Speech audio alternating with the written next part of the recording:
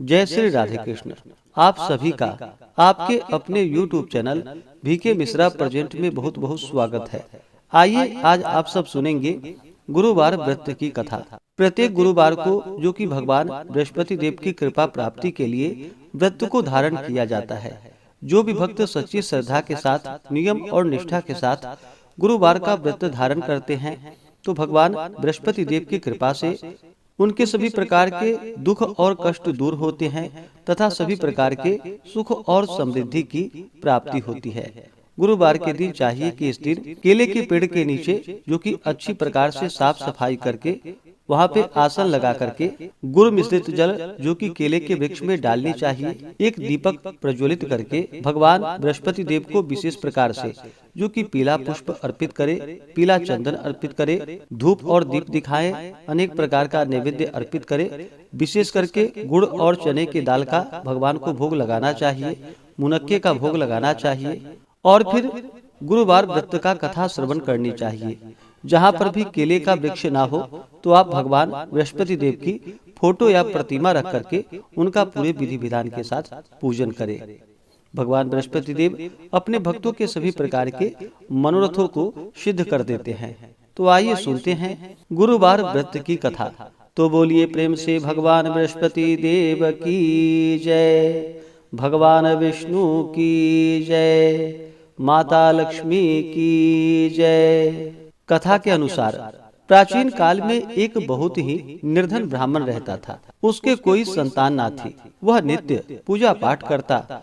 उसकी स्त्री ना स्नान करती और ना ही किसी देवता का पूजन ही करती थी।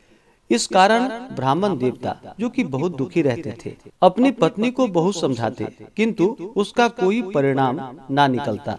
भगवान की कृपा से ब्राह्मण के यहाँ एक कन्या उत्पन्न हुई। कन्या बड़ी होने लगी। प्रातः स्नान करके वह भगवान विष्णु का जप करती, बृहस्पतिवार का व्रत भी करने लगी। पूजा पाठ समाप्त कर जब पाठशाला जाती तो अपने मुट्ठी में जौ भरकर ले जाती थी और पाठशाला के मार्ग में डालती हुई जाती थी। लौटते समय वही जौ जो कि स्वर्ण के हो जाते थे तो उसको बीन कर घर ले आती थी। एक दिन वह बालिका सूप में उन सोने के जौ को फटक कर साफ कर रही थी कि तभी उसकी माँ ने देख लिया और कहा कि हे बेटी, सोने के जौ को फटकने के लिए सोने का सूप भी तो होना चाहिए। दूसरे दिन गुरुवार था। कन्या ने व्रत रखा और भगवान बृहस्पति देव से सोने का सूप देने की उनसे प्रार्थना की और कहा कि हे प्रभु, यदि सच्चे मन से मैंने आपकी पूजा की हो तो मुझे सोने का सूप दे दो। बृहस्पति देव ने उसकी प्रार्थना स्वीकार कर ली और रोजाना की तरह वह कन्या जौ फैलाती हुई पाठशाला चली गई। पाठशाला से लौटकर जब वह जौ बीन रही थी तो बृहस्पति देव की कृपा से उसे सोने का सूप मिला। उसे वह घर लेकर आई और उससे जौ फटककर साफ करने लगी, परंतु उसकी माँ का वही ढंग रहा।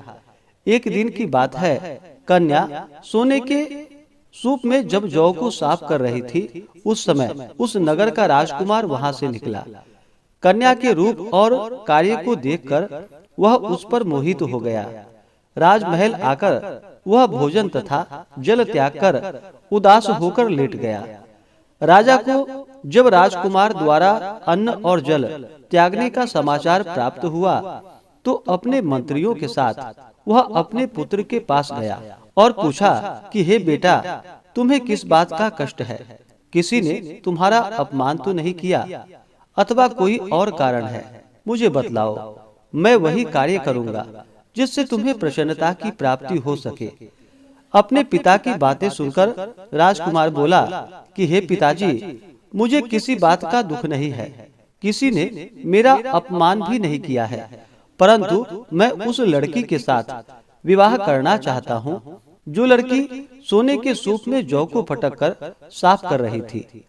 राजकुमार ने राजा को उस लड़की के घर का पता भी बता दिया। मंत्री राजा के कहने पर उस लड़की के घर गया।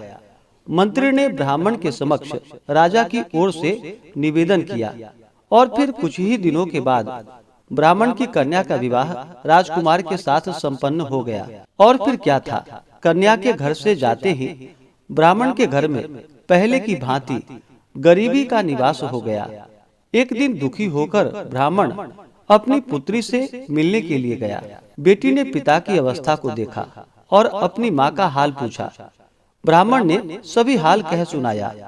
कन्या ने बहुत सा धन देकर अपने पिता को वहां से विदा कर दिया, लेकिन कुछ ही दिनों के बाद फिर वही हाल हो गया।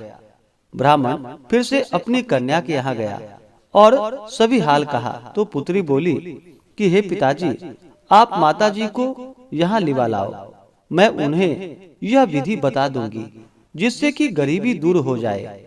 ब्राह्मण देवता अपनी स्त्री को साथ लेकर अपनी पुत्री के पास राजमहल पहुँचे तो पुत्री अपनी माँ को समझाने लगी कि हे माँ, तुम प्रातः काल स्नान आदि करके विष्णु भगवान का पूजन करो और बृहस्पतिवार का व्रत करो तो तुम्हारी सभी दरिद्रताएं दूर हो जाएंगी। परंतु उसकी माँ ने उसकी एक भी बात नहीं मानी। वह प्रातः काल उठते ही अपनी पुत्री के बच्चों का जूठन को खा लेती थी। एक दिन उसकी पुत्री को बहुत गुस्सा आया। उसने अपनी माँ को एक कोठरी में बंद कर दिया और फिर प्रातः उसे स्नान आदि करा करके उससे पूजा पाठ करवाया। तब जाकर के उसकी माँ की बुद्धि ठीक हो गई। इसके बाद नियम से पूजा पाठ करने लगी और प्रत्येक बृहस्पतिवार को व्रत भी करने लगी। और फिर इस व्रत के प्रभाव से मृत्यु के बाद वह स्वर्ग को गई। वह ब्राह्मण भी सुख पूर्वक इस लोक का सुख भोग कर अंत में स्वर्ग को प्राप्त हुआ। बृहस्पति देव सभी कामनाएं पूर्ण करते हैं। जो सद्भावना पूर्वक बृहस्पतिवार का व्रत करते हैं एवं कथा पढ़ते हैं अथवा सुनते हैं और दूसरों को भी सुनाते हैं, बृहस्पति देव उनकी सभी मनोकामनाएं पूर्ण करते हैं और उनकी सदैव रक्षा करते हैं। जो संसार में सद्भावना के साथ गुरुदेव का पूजन एवं व्रत सच्चे हृदय से धारण करते हैं, उनकी सभी कामनाएं वैसे ही पूर्ण होती हैं जैसी सच्ची भावना से राजा और रानी ने बृहस्पति देव की कथा का गुणगान किया था, तो उनकी सभी इच्छाएं बृहस्पति देव जी ने पूर्ण की। इसलिए सबको कथा सुनने के बाद प्रसाद लेकर जाना चाहिए और हृदय से उनका मनन करते हुए जयकारा बोलना चाहिए। तो बोलिए प्रेम से भगवान बृहस्पति देव की जय, भगवान विष्णु की जय, माता लक्ष्मी की जय, सर्वदेवी देवता की जय।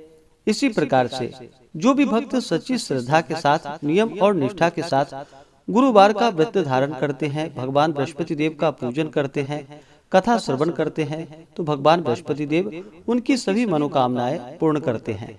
गुरुवार के दिन जो भी भक्तजन व्रत को धारण करने वाले हैं, गुरुवार के दिन कुछ बातों का ध्यान भी रखना चाहिए। गुरुवार के दिन इस दिन शुद्ध और सात्विकता का पालन करना चाहिए, ब्रह्मचर्य का पालन करना चाहिए। इस दिन बाल, दाढ़ी, नाखून आदि नहीं काटनी चाहिए। इस दिन पूजन में पीले वस्तु का प्रयोग करना चाहिए और भोजन में भी पीले वस्तु का प्रयोग करना चाहिए। इस दिन नमक ग्रहण नहीं करनी चाहिए, बाल, दाढ़ी, नाखून नहीं काटनी चाहिए, साबुन सर्प का प्रयोग इस दिन नहीं करना चाहिए और पूर्ण श्रद्धा भक्ति भाव के साथ भगवान का पूजन, कथा श्रवण, आरती करनी चाहिए। इससे भगवान बृहस्पति देव अति प्रसन्न होते हैं और अपना कृपा प्रदान करते हैं।